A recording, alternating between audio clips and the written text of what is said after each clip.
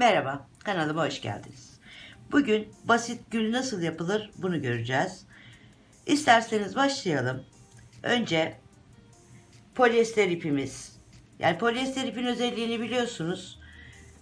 Bir kez ütülüyoruz ve ömür boyu bir daha ütü istemiyor. Bunun için de yaptığımız danteller veya herhangi bir şey çok kullanışlı oluyor. Günümüzdeki en sıkıntı şey işte geçmiş dantelleri kullanmamamızın nedeni tekrar tekrar ütü istemesi. Bu iple yaptığımız hiçbir işin ikinci kez ütüye ihtiyacı olmayacak. İsterseniz birlikte başlayalım. Küçük güllerimizi 12 tane zincir çekerek başlıyoruz.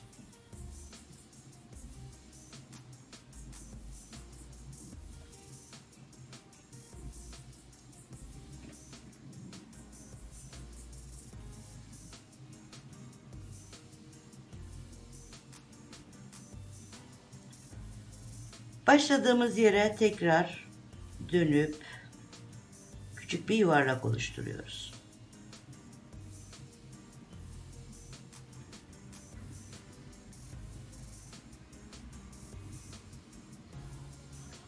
İpimiz ince olduğu için biraz zorlanıyoruz ama yuvarlağımızı oluşturduk. 6 tane zincir çekiyoruz.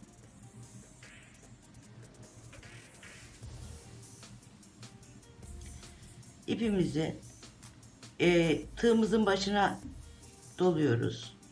2 seferde çekeceğiz. Küçük küçük odacıklar oluşturacağız.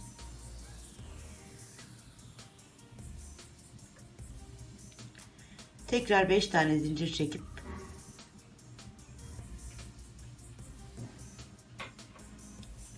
sekiz tane odacık oluşturana kadar halkamızı doldurmaya devam edeceğiz.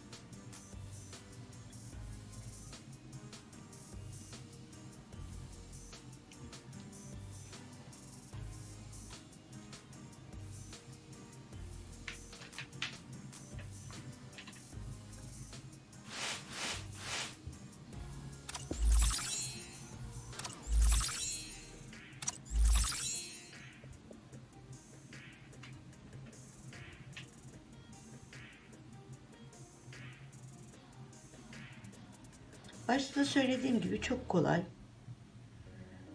Katmanlarını istediğiniz kadar çoğaltabileceğiniz bir motif.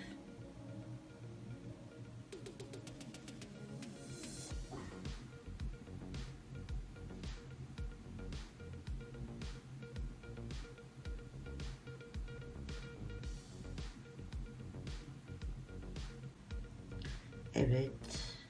Odacıklarımızı tamamladık. Gördüğünüz gibi. Şimdi dolguya geçmeden önce ben 4 tane zincir çekip tekrar batıyorum. Minicik bir odacık oluşturuyoruz bu kenarda. Sonra tekrar 3 tane zincirle dolgularımı yapmaya başlayacağım. Her odacığa 6 tane dolgu yapacak şekilde devam ediyorum. 2 seferde ipimi alıp ara vermeden dolgularımı tamamlıyorum.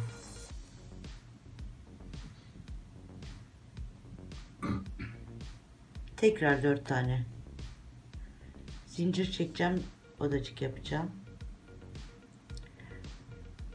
Bir sonraki sırada bu odacıkları niye yaptığımı göreceksiniz. Evet.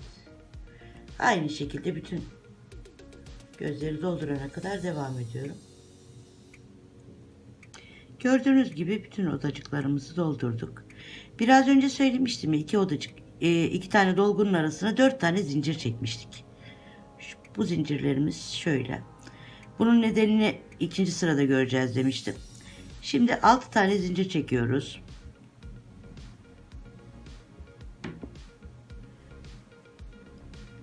Bu daha önce 4 tane zincir çekip de boşluk bıraktığımız odacıklarımızdan alıyoruz. İkinci sırayı yapmak için bize çok lazım olacak bu demiştim. Bunu yaparken bu dolgudan almadığımız için güllerimiz daha güzel, daha dolgun duruyor. Yani bu odacıkları yapmamızın nedeni buydu. Aynı şekilde devam ediyoruz 6 zincir çekerek.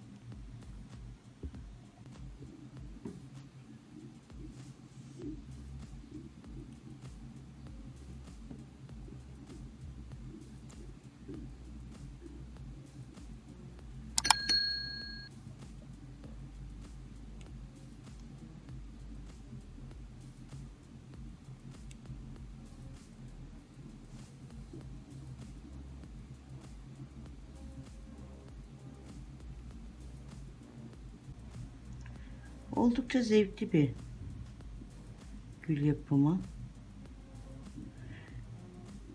Bunu renkli iplerle yapıp işte örgü çantalarınızda, çocuklarınızın eşyalarında da rahatlıkla kullanabilirsiniz.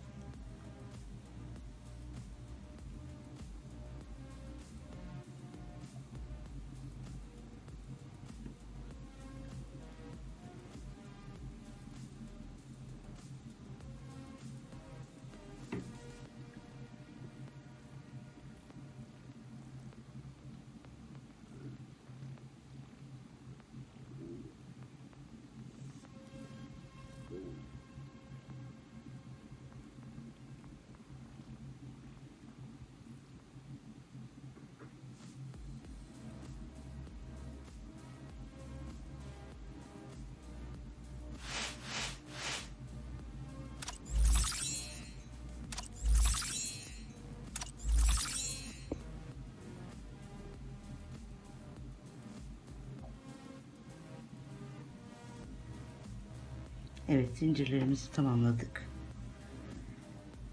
Gülümüzün diğer katını yapmaya başlayacağız. 3 tane zincir çekiyoruz.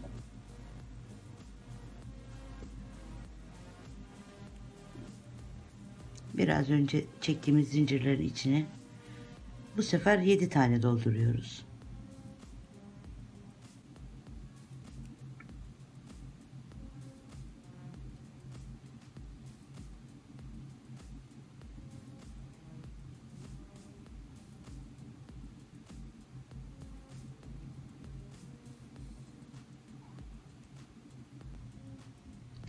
Tekrar 3 tane zincir çekip başladığımız yerde bitiriyoruz. Hiç zincir çekmeden diğer göze geçiyoruz. Sonra tekrar 3 tane zincirle işlemimize devam ediyoruz. 7 kez bütün gözleri dolduracağız.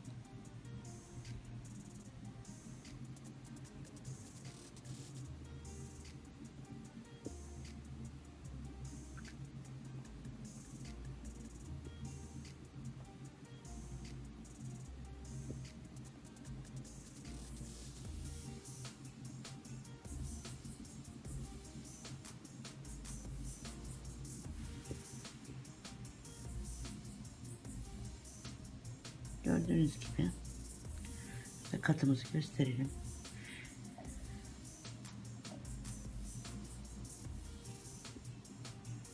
İki katlı gülümüz böyle oluşuyor.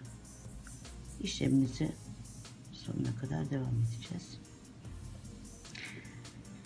Bunu istediğiniz gibi mesela 3. katı yapacaksanız tekrar şu 2 tane odacığın arasına 4 tane zincir çekip batıp tekrar aynı işlemi istediğiniz kadar devam ettirebilirsiniz. Yani 3 katlı, 4 katlı, yani arzunuza, isteğinize bağlı olarak.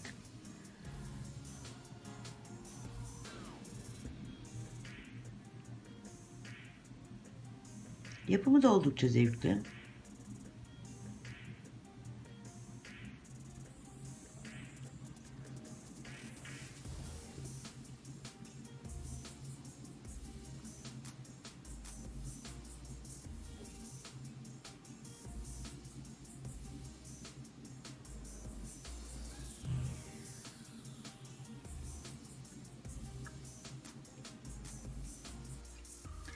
Çiçeğimizi bitirdik. Bütün dolgularımızı tamamladık 8'inde. Sonra 2 tane zincir alıp arkasına sonlandırma işlemimizi yapıyoruz.